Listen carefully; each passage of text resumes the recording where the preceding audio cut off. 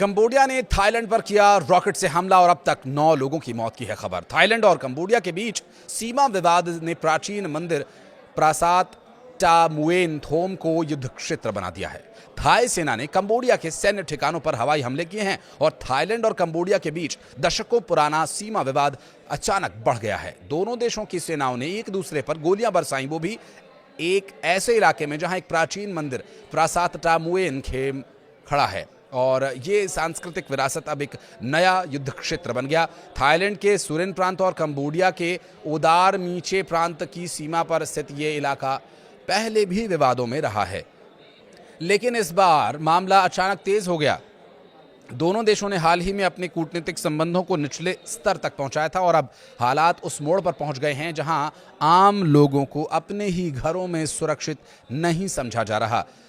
गुरुवार सुबह थाईलैंड की तरफ से लाइव स्ट्रीम वीडियो सामने आया जिसमें स्थानीय लोग गोलियां और धमाकों की आवाजों से घबरा कर एक कंक्रीट बंकर में शरण लेते हुए दिखाई दिए। वीडियो में कुछ लोग बच्चों को गोद में उठाकर भागते हुए नजर आए तो कुछ सड़कों पर लावारिस सामान छोड़कर भागे। रिपोर्ट्स के मुताबिक थाई सेना ने यह कहा कि उनके कंबोडिया के 2 सैन्य ठिकानों को हवाई हमला करके तबाह किया गया।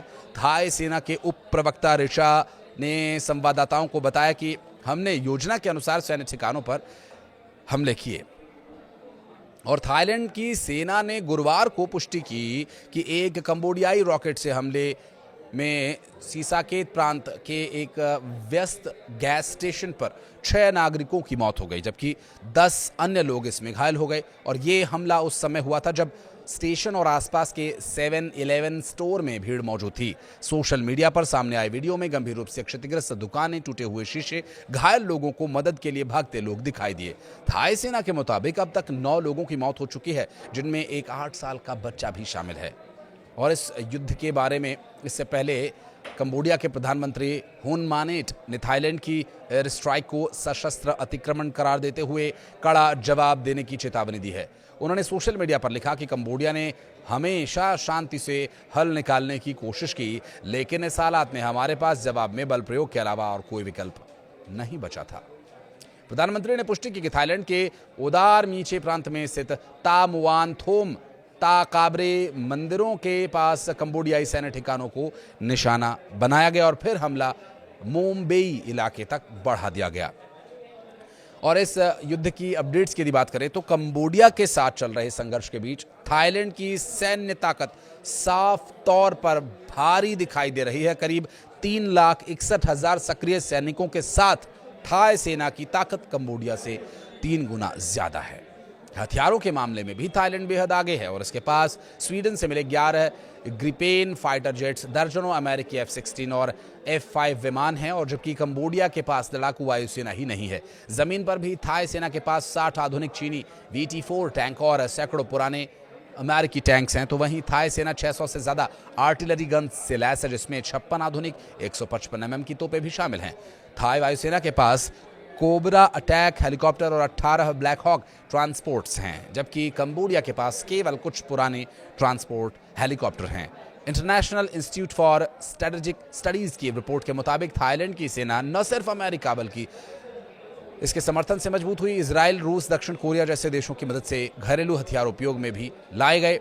और गुरुवार को थाईलैंड और कंबोडिया के बीच जारी सीमा संघर्ष में कम से कम 8 लोगों की मौत होने की बात सामने आई थी। दरअसल थाई पुलिस ने बताया कि सीसाकेत प्रांत के कंथारालक जिले के बन नाम येन इलाके में एक रॉकेट किराना दुकान पर आकर गिरा जो सीमा से करीब 20 किलोमीटर दूर है। थाईलैंड ने आरोप लगाया कि कंबोडियाई सैनिकों ने सुरिन प्रांत में कपचोएंग जिले में नागरिक इलाकों पर 2 BM-21 रॉकेट्स दागे थे। इनमें 3 नागरिक घायल हुए। थाई विदेश मंत्रालय ने एक प्रेस कॉन्फ्रेंस में बताया कि कंबोडिया की ओर से नागरिक इलाकों पर हमला दिन भर जारी रहे, जिसमें फोनोम डोंग राख अस्पताल को भी निशाना बनाया गया। मंत्रालय के प्रवक्ता ने कहा कि इन कार्रवाइयों के चलते और भी जानमाल का नुकसान हुआ है और इस सीमा विवाद ने अब पूरे फ्रंटलाइन को अपनी चपेट में ले लिया। थाई सैन्य अधिकारियों के अनुसार गुरुवार सुबह सुरिन प्रांत के प्राचीन और विवादित था मुएन थोम मंदिर के शुरू हुई झड़पें अब सुरिन, सीसाकेत और उबोन रच्चाथानी सहित 6 अलग अलग स्थानों तक फैल चुकी है और इन झड़पों में हल्के हथियारों का इस्तेमाल किया गया और भारी हथियारों का भी इसमें इस्तेमाल हो रहा है और दोनों देश एक दूसरे पर पहले गोली चलाने का आरोप लगा रहे हैं।